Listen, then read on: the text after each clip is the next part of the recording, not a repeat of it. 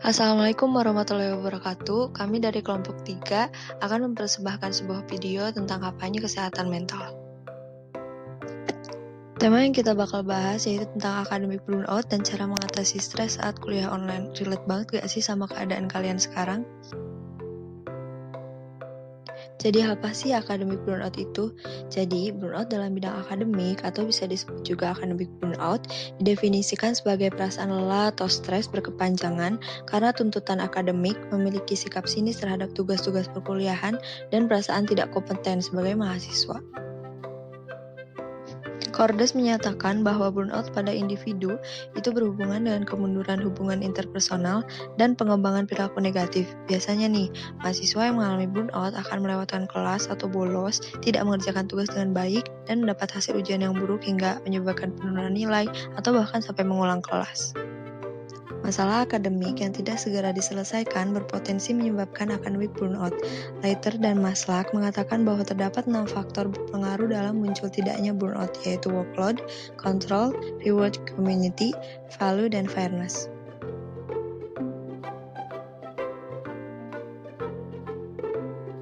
Dalam konteks perkuliahan, workload dapat berupa mengerjakan banyak tugas, seperti kita dituntut memahami materi kuliah, masuk kelas, praktikum iya, kerja kelompok iya, bikin makalah iya, revisian banyak banget, terus ngafalin juga buat ujian.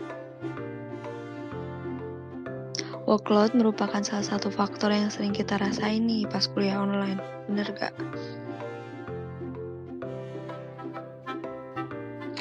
Semua itu harus mampu kita selesaikan dalam waktu yang singkat. Hal tersebut menimbulkan perasaan sinis dan perilaku negatif yang terus kita rasakan setiap hari, sampai membentuk suatu siklus dan menjadikan kita merasakan stres yang berkepanjangan.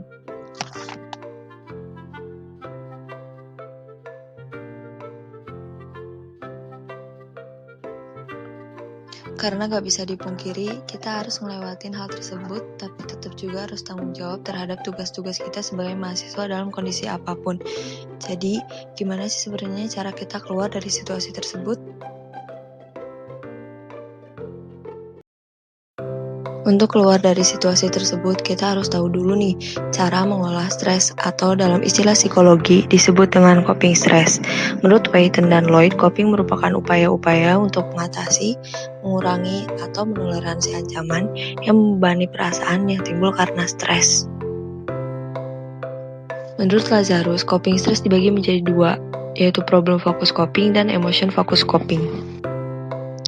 Problem focus coping merupakan strategi coping di mana mahasiswa bertindak aktif melakukan alternatif penyelesaian masalah dengan menghilangkan kondisi atau situasi yang menimbulkan stres. Mahasiswa yang menggunakan coping ini biasanya langsung memecahkan masalah atau mencari informasi yang berguna untuk menyelesaikan masalahnya tersebut. Contohnya, mahasiswa yang kesulitan dalam memahami materi, ngajak temennya buat belajar bareng, atau ketika mengalami masalah sinyal, mahasiswa akan mengikuti pembelajaran dengan mencari tempat yang mempunyai akses jaringan internet yang lebih kuat. Yang kedua yaitu emotion focus coping, merupakan strategi coping di mana mahasiswa berupaya untuk mengatur emosinya untuk menyesuaikan diri dengan dampak yang ditimbulkan oleh kondisi yang menyebabkan stres. Mahasiswa yang menggunakan coping ini merasa bahwa stresor merupakan sesuatu yang harus dipikul. Mahasiswa akan mengubah cara pandangnya terhadap stres yang dialaminya saat pembelajaran daring. Yang awalnya, pembelajaran daring misalnya terasa membosankan.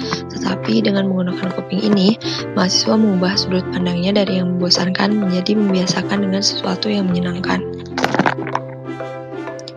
Atau dengan melakukan kegiatan yang menyenangkan. Misalnya nih, makan makanan enak, olahraga, nonton, atau sekedar video call grup. Cara pemilihan coping tiap orang itu berbeda-beda. Tergantung dari faktor eksternal, misalnya sumber daya yang nampak seperti ketersediaan uang dan waktu dan dukungan sosial, atau faktor internal, gaya coping yang sudah biasa dilakukan, dan kepribadian masing-masing orang.